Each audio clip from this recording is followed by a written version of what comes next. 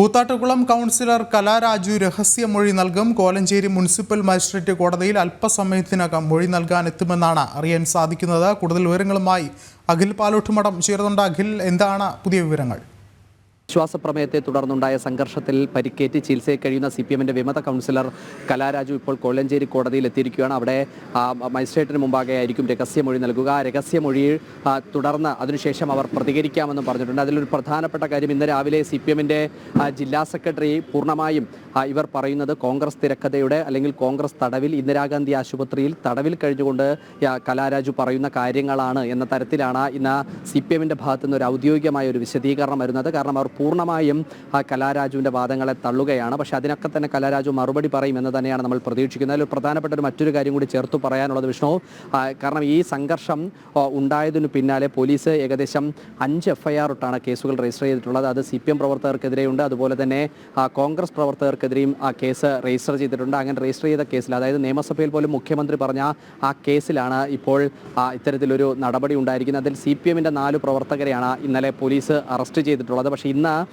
അതിൽ മറ്റൊരു ഡെവലപ്മെൻ്റ് എന്ന് കൂടി പറയാൻ സാധിക്കുന്നത്, DCCയുടെ പ്രസിഡന്റ് ഷിയാസ് മുഹമ്മദിനെതിരെ പോലീസ് കേസ് രജിസ്റ്റർ ചെയ്തിട്ടുണ്ട്. അത് ജാമ്യമില്ലാ വകുപ്പാണ്. അത് നേരത്തെ UDF പ്രവർത്തകർക്ക് നേരെ എടുത്ത കേസിന്മേലുള്ള പ്രതി ചേർത്തുകൊണ്ടാണ് ഇപ്പോൾ ഷിയാസിനെതിരെയും കേസ് രജിസ്റ്റർ ചെയ്തിട്ടുള്ളത്. എന്തായാലും കലാരാജു അല്പസമയത്തിനകം തന്നെ മൊഴി രേഖപ്പെടുത്തിയതിനു ശേഷം പുറത്തേക്ക് വരും. ആ പുറത്തേക്ക് വന്നതിനു ശേഷമായിരിക്കും കലാരാജു മാധ്യമങ്ങളോട് പ്രതികരിക്കുക. അവരുടെ ആരോഗ്യസ്ഥിതിയിൽ പ്രശ്നങ്ങളുണ്ട് എന്ന് കഴിഞ്ഞ ദിവസം തന്നെ ഡോക്ടർമാർ വ്യക്തമാക്കിയിരുന്നു. കാരണം കലാരാജു പറയുന്നതനുസരിച്ചാണ് എന്നുണ്ടെങ്കിൽ ഈ സംഘർഷം നടക്കുന്ന സമയത്ത് CPMന്റെയും അതുപോലെ തന്നെ SFIയുടെയും DYFIയുടെയും ഒക്കെ തന്നെ പ്രവർത്തകർ മുടിക്ക് കുത്തിപ്പിടിച്ചാണ് കലാരാജുവിനെ വൈസ് ചെയർപേഴ്സന്റെ വാഹനത്തിൽ കയറ്റി കൊണ്ടുപോകുന്നത്. ആ സമയത്തൊക്കെ തന്നെ പരിക്കേറ്റിരുന്നു, കഴുത്തിനു പരിക്കേറ്റിരുന്നു. അവർ പ്രായമുള്ള ഒരു സ്ത്രീയാണ്. അപ്പോൾ അവർക്ക് ഹൃദയത്തിന് സംബന്ധമായ ചില അസുഖങ്ങൾ കൂടി ബാധിച്ചിട്ടുണ്ട് എന്നതാണ് മെഡിക്കൽ ഭാഷ്യത്തിൽ അത് പറയുന്നുണ്ട്. അതുകൊണ്ട് തന്നെ കഴിഞ്ഞ ദിവസം കാർഡിയോളജിസ്റ്റിനെ അടക്കം പരിശോധനയ്ക്ക് വിധേയമാക്കിയിരുന്നു. അതുകൊണ്ട് ഏത് തരത്തിലായിരിക്കും കലാരാജുവിൻ്റെ പ്രതികരണം ഉണ്ടാവുക എന്നുള്ളത് നമുക്ക് വരും മണിക്കൂറുകളിൽ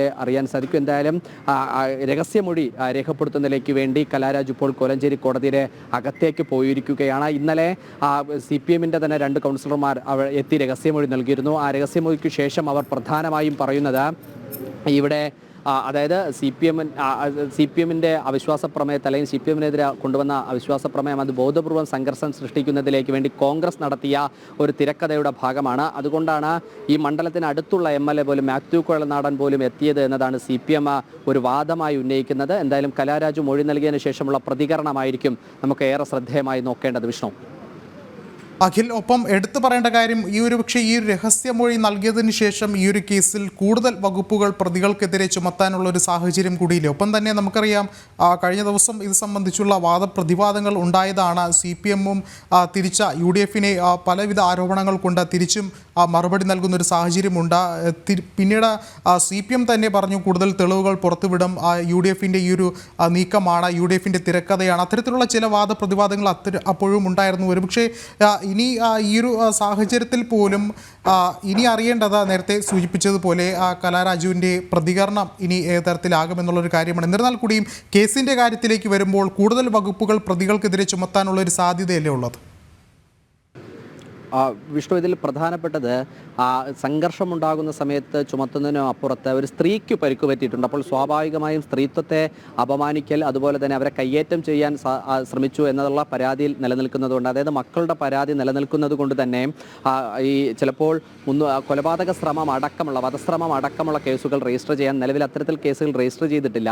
ആ തരത്തിൽ, അതായത് മൊഴി രേഖപ്പെടുത്തിയതിനു ശേഷം അവർക്കുണ്ടായ ദുരനുഭവം മജിസ്ട്രേറ്റിന് മുമ്പിൽ പറഞ്ഞതിനു ശേഷം ഉണ്ടാകുന്ന ആ വകുപ്പുകൾ കൂടി ഉണ്ടാകും. ഈ കേസിന് കൂടുതൽ പ്രാബല്യത്തിൽ വരിക അങ്ങനെയായിരിക്കും നമുക്ക് മനസ്സിലാക്കാൻ സാധിക്കുന്നത്. കാരണം കോടതിയെ സംബന്ധിച്ചിടത്തോളം ജഡ്ജിക്ക് മുമ്പിലാണ്. അതിൽ കലാരാജു ആദ്യം ഘട്ടം മുതൽ തന്നെ പറഞ്ഞത് ഈ പോലീസ് സംവിധാനത്തിലോടും അതുപോലെ തന്നെ സർക്കാർ സംവിധാനത്തോടുമുള്ള തൻ്റെ ഒരു വിയോജിപ്പുണ്ട്. കാരണം സർക്കാർ സംവിധാനത്തിൽ തനിക്കെതിരെ ചില ഗൂഢാലോചനകൾ നടക്കുന്നുണ്ട്, പാർട്ടി തലത്തിൽ ഗൂഢാലോചന നടക്കുന്നുണ്ട്. അതിനൊരു നാൾ വഴികൾ തന്നെ കഴിഞ്ഞ ദിവസങ്ങളിലൊക്കെ തന്നെ കലാരാജു പ്രതികരണത്തിലൂടെ നടത്തിയിരുന്നു. കാരണം അതിൽ പ്രതികരണത്തിൽ പ്രധാനമായും കലാരാജു പറയുന്നൊരു കാരണം എന്ന് പറയുന്നത് ഈ അവിശ്വാസ പ്രമേയത്തിലേക്ക് എത്തുന്ന ഒരു സാഹചര്യം സാഹചര്യം എന്ന് പറയുന്നത് കോലഞ്ചേരിയിലെ ടൗണിൽ, അതായത് കലാരാജു പ്രതിനിധാനം ചെയ്യുന്ന ടൗൺ വാർഡിലെ ഒരു ആശുപത്രിയിലെ ഫണ്ട് അനുവദിക്കുന്നതുമായി ബന്ധപ്പെട്ടാണ്. കഴിഞ്ഞ സാമ്പത്തിക വർഷത്തിലും ആ നഗരസഭയിൽ അവിടെ കോടിക്കണക്കിന് രൂപയുടെ ഫണ്ട് അനുവദിച്ചിരുന്നു. പക്ഷേ അത് തരത്തിൽ വിനിയോഗിക്കുന്ന ഒരു സ്ഥിതിവിശേഷം ഉണ്ടായില്ല. അത് വൈസ് ചെയർപേഴ്സൻ്റെയും അതുപോലെ തന്നെ അവിടുത്തെ പാർട്ടി ലോക്കൽ കമ്മിറ്റിയുടെയും ഏരിയ കമ്മിറ്റിയുടെയും നേതൃത്വത്തിലുള്ള ഒരു അഴിമതിയുടെ ഭാഗമാണ് എന്നുള്ള ഒരു വിമർശനം കലാരാജു പാർട്ടിക്കകത്ത് ഉന്നയിച്ചിരുന്നു. അതുപോലെ തന്നെ കലാരാജുവിൻ്റെ ഭർത്താവ് എടുത്തിരുന്ന ഒരു ലോണുമായി ബന്ധപ്പെട്ട് ആ ലോണ് തിരിച്ചടയ്ക്കുന്നതുമായി ബന്ധപ്പെട്ട് ചില ക്രമക്കേടുകളൊക്കെ പാർട്ടി നടത്തിയിരുന്നെന്ന ഒരു ഗുരുതര ആരോപണം കൂടി കലാരാജു മുന്നോട്ട് വെക്കുന്നുണ്ട്. ഈ പശ്ചാത്തലം എല്ലാം മനസ്സിലാക്കിയായിരിക്കും ഇനി കലാരാജു കോടതിയിൽ നൽകുന്ന മൊഴിക്ക് ശേഷമുള്ള പ്രതികരണത്തിലുണ്ടാവുക. അതിൽ ഒരു രാഷ്ട്രീയമുണ്ടാകും. കലാരാജു CPM-നകത്തുണ്ടാകുമോ CPM-ന് പുറത്തുണ്ടാകുമോ എന്നുള്ള ഏറ്റവും നിർണായകമായ കാര്യവും അതിലാണ്. അഖിൽ പാലോട്ട് മഠമാണ് വിശദമായ റിപ്പോർട്ടുകൾ നൽകിയത്.